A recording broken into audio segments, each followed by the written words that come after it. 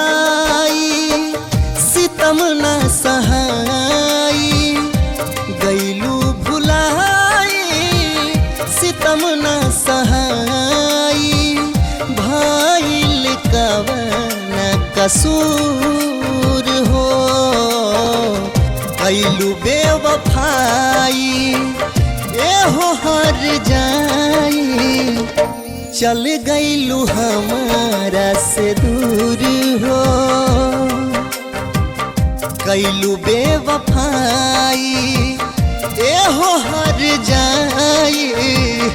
चल गईलू हमारा से दूर हो।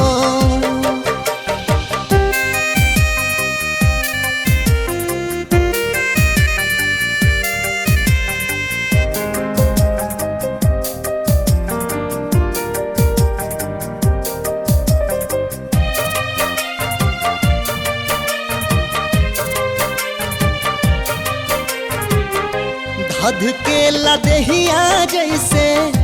पुअरा के आगिया, बानी बदनसीब मोर खराब बाट भागिया, हो धध के लदहिया जैसे पुअरा के आगिया, बानी बदनसीब मोर खराब बाट भागिया, पूरा न भइल सोचल सपनावा, पूरा न भइल सोचल सपनावा, कई दिहल चकना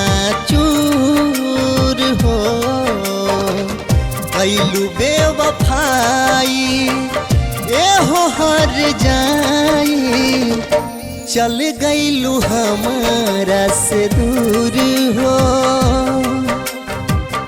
कैलू बेवफाई ए हो हर जाई, चल गईलू हमारा से दूर हो।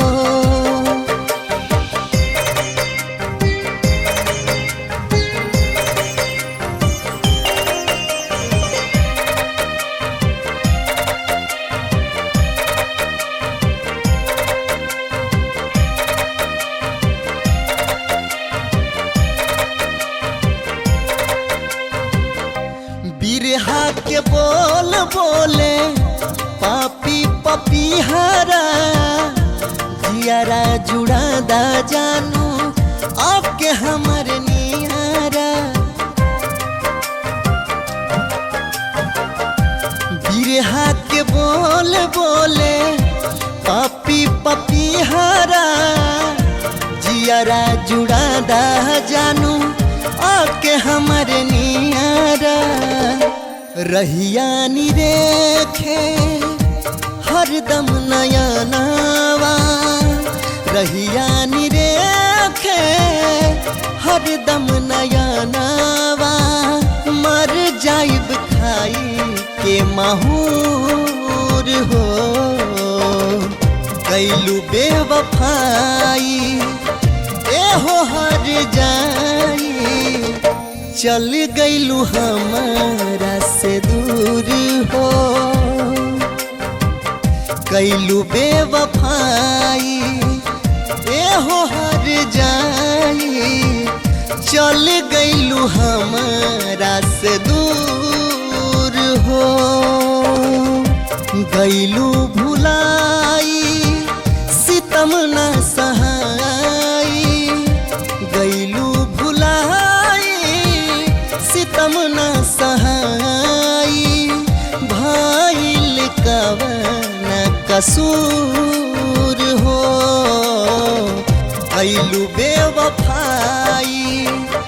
ए हो हर जाई, चल गईलू हमारा से दूर हो, कैलू बेवफाई ए हो हर जाई, चल गईलू हमारा से दूर।